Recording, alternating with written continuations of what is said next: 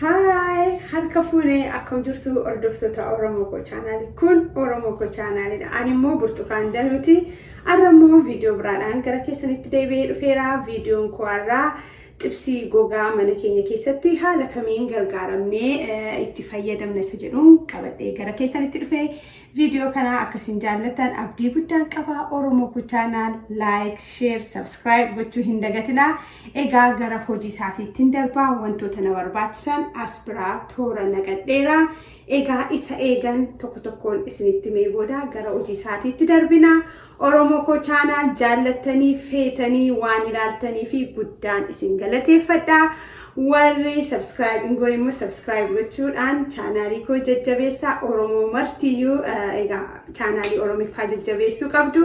Kanaafiyyuu wantoota na barbaachisan tooraan isinitti hima jechuudha. As biraa egaa wantoota na barbaachisan kaawwadheeraa asii lafeedha. Lafee keessanii yeroo qabbeeffattan akkas gootanii mummurtanii yeroo bishaatee ba'u bareedee akka dhiyaatuuf jechaadha. Haala kanaanii kun immoo lafee cinaachaati jechuudha. Godiin isa jedhamu jechuudha. Lafee cinaachaati. Kanaafi bifa kanaa mummurtanii bareechattanii egaa qopheeffattanii booda foonsaa immoo kunoo as biraasi foon bareedaa qopheeffadheera. Anillee cooma xinnoo itti makeeraa infeeta yoo ta'e dhiisaa. Ani yeroon xibsii gogaa hojjedhu foonni keessan ho'aadha yoo ta'e illee yeroo tokko homaa miti jedheetan cooma itti makadheen jira. As biraa qullubbiin na barbaachisaa fooliidhaa fi dhuma. As biraas immoo qaariyaa qabaa. As biraa akka ilaaltanii shunkurtii qopheeffadheera. Akka xibsiif ta'utti dhedheerinaanan mummuradha. Kun immoo qodaan itti bareechee dhiyeeffadhuudha jechuudha. Kana yoo kasala qabaattanii iddoo jirtanii kasala kana jala keessanii egaa yeroo boba'uu ho'istanii kana yennaallee irratti baafattan baay'ee bareedaadha. Angaruu karaa biraadhaan isinitti agarsiisa akkanitti ho'ifadhu. Inni kun baala xibsiiti. As biraa soogiddan qabaa. As biraa black pepperii qabaa. Xiqqoo isheettan godhadha. As biraa immoo zayitiin qabaa. Oilii jechuudha. Kun immoo dhumarratti dhadhaan itti godhadhuudha. Ittiin urgeeffadhu jechuudha. Warroota kanaanin xibsii gogaa bareedduu ishee mana koo keessatti qopheesseen isinitti agarsiisa. Viidiyoo kana akkasiin jaallattan abdii guddaan qaba. Amma xumuraatti anaa wajjin tura. Mummurradheen immoo maal akka fakkaatu yeroo mummurradhu isinitti agarsiisa. Anuma faana tura. Asii egaa foonsaa mummurachuu jalqabeera. Yoggaa foonsaa mummurattanii kaniin isinitti immoo akka bareedee isinii ba'uu fi foon yeroo murtan xibsiidhaa fi akkasuma asii gad gootanii hin murinaa. Maaliif hin bareedu yeroo xabbafamee ba'u yookaan islaayidii akkas irra keessatti yoo akkas gootanii murtanii akka jajallisuu gootanii jechaadha. Foon keessan baay'ee bareedee ba'a akkuma isin argitanii akkas. Yeroo xabbastanii bifa bareedaa ta'een foonichi isinii ba'a. Yoo garuu asumaa gadi gootanii foon keessan murtanii hin bareedu yeroo bishaatee ba'u jechaadha. Foon hin qopheeffadhe haala kanaa mummuree ergan fixee booda warra kaanis immoo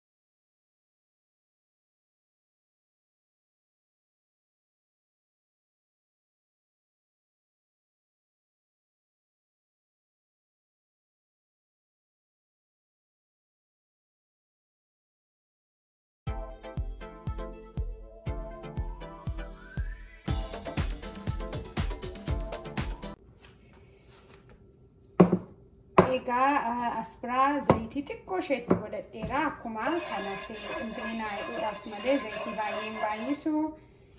Eeganii kana godhadhee booda maaliin godhaa? Taansuudhaan lafee isaa cinaachaa jechuudha. San qopheeffadhee isan xiqqoo ishee bisheessaa.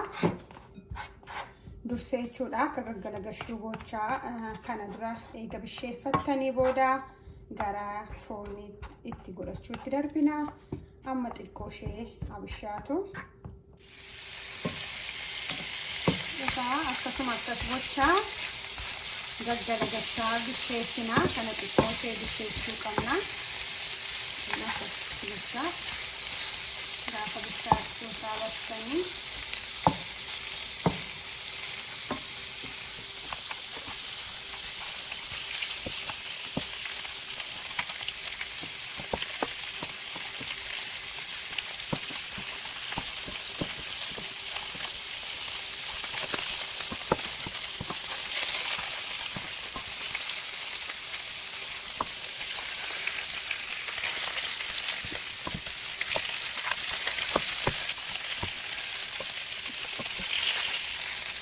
egaa kana xiqqoo ishee gaggalagashaa bisheeffattanii booda xiqqoo ishee kana bisheessee gara keessanitti deebi'een dhufaa. Kanuma faanis jira.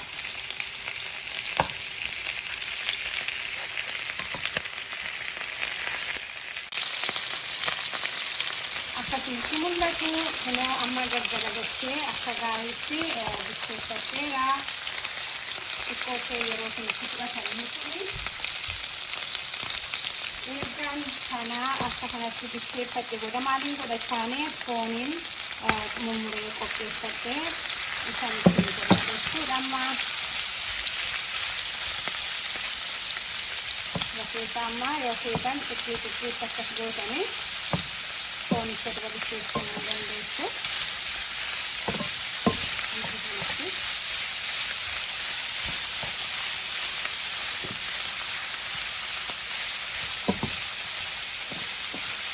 Keenyatti yeroo tokko bakkee toonda'inii akka kanatti yoo nuti tessee hojjennee gargaaramuu dandeenya.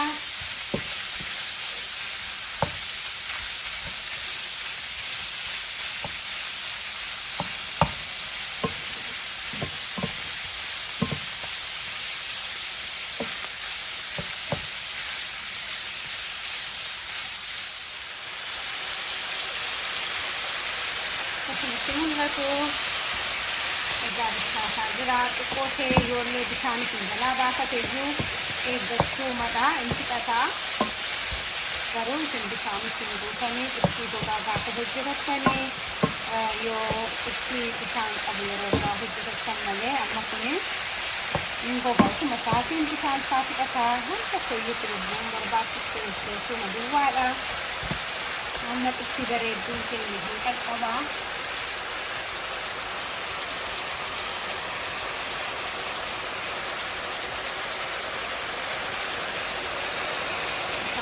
Baafate mul'atu garuu hin fixataa. Ofuma isaa bishaan foonichi ofii isaatiin baafatudha. Yoo baay'ee jajjabdu ta'ee jalaa naquu dandeessu. An garuu jalaa hin naqu inni fixataa inni liigaa.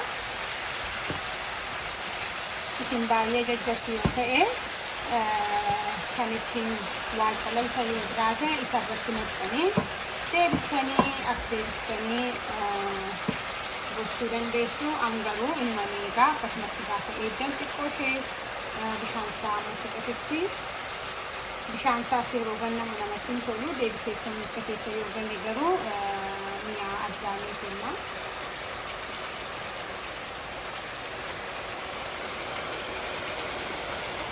Kuni zayitiin immoo akkasumatti fakkaanne bishaan isaati bishaan baafate foonii yeroo itti naqxan akkasuma ta'a. Amma ba'a nama kofertootatti illee fixata.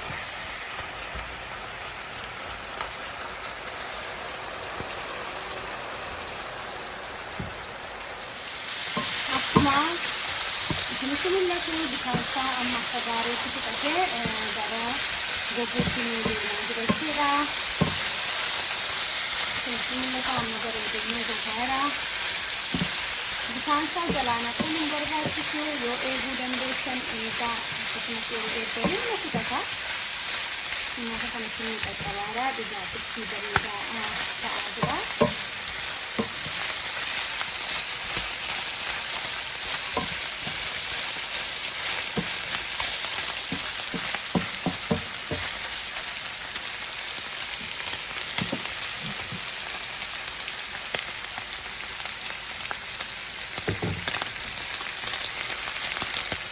Asirraa kana qabsiifadheen jira akkasumatti mul'atu amma maaliin godhaa kanatti hambaafadha waan hin jedheefi xinnoo ishee akka naa ho'isuu fi akkas godheen gadi irratti adaada jechuudha. Inni qabate suni naaf ho'isa jechuudha. Gatiin kasala hin qabne kan jechuudha. Gaafii keessatti mul'atu gootanii ho'isu jechuudha irra keessanii.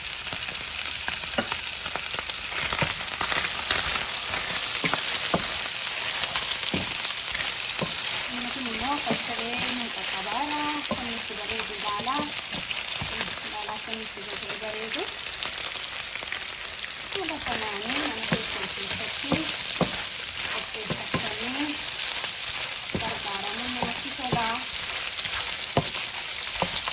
Quanto questo qua, alla fine se non si mette non è che si faccia, non si faccia, però non si segna, perché non è che questo genere Nageenya keenyaafis bareedaadha.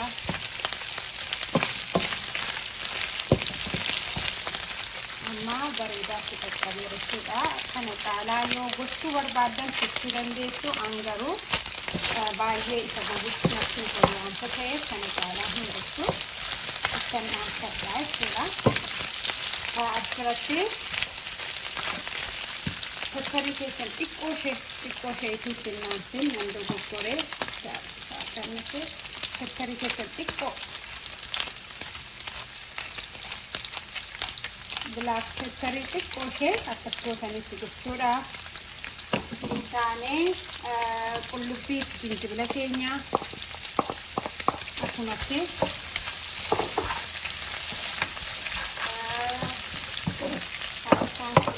toogidda ashaboo keenyas asumatti amma barbaanne jechuudha.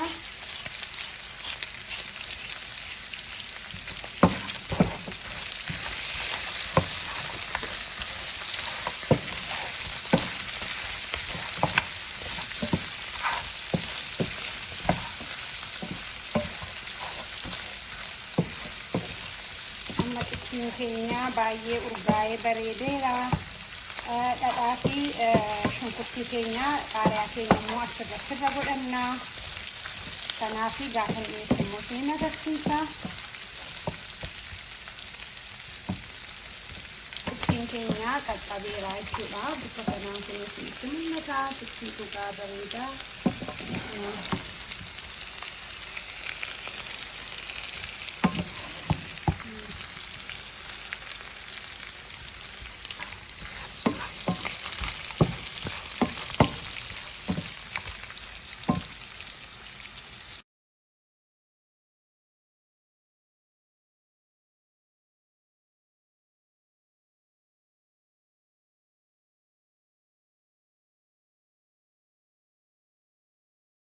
As biratti dhadhaa keessan irruma keessa yoo gootanii inni iyyuu hin dho'ee gallixa. Maaliif wantichis ho'aa wanta ta'eefi yoo barbaaddan garuu isin abidda irratti gochuu dandeessu. An garuu asuma irratti godhadha. Kun akkasii gabatanii booda shunkurtii keessanis asuma irratti bifa kanaan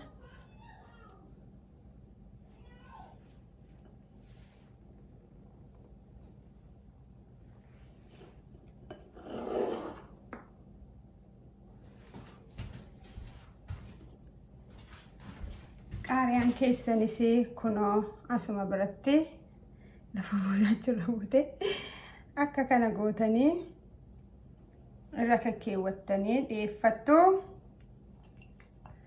Kan itti nama suusessu ilaalaa kan itti bareedu kas gootanii mana keessan keessatti dhiyeeffattanii ofii keessaniin hojjetattanii nyaachuun gaariidha jedheetanii an obboleettiin keessanii simbiraan ga'eera. As bira immoo kunoo baalli xibsii keessanis akkasitti akka bareedutti.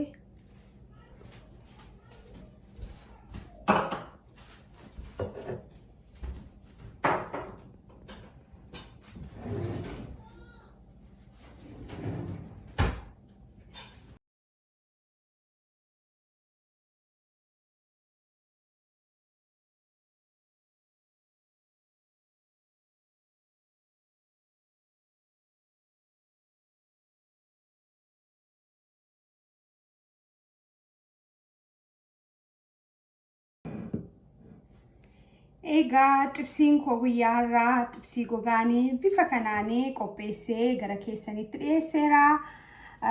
Yoo feetan mixmixaadhaan kunoo mixmixaa as bira kaawwadheera. Yoo feetan qoqqocaaf dhadhaadhaan kunoo as bira qoqqocaaf dhadhaa kaawwadheera. Sanaaficha immoo hin qabu. Egaa yeroo biraa immoo sammuu qopheesseen isinitti agarsiisa. Haala kanaanii foon mana keessan keessatti foon gogaa kunoo akkas gochaa. Baay'ee mi'aawa, baay'ee tokko namatti tola. Mixmixaan yoo barbaadan as bira qoqqocaan jira. Kan barbaadanii nyaachuu dandeessu. Egaa Oromoo Koo chaanaaliin har'aa kana qabadheen gara keessanitti dhufee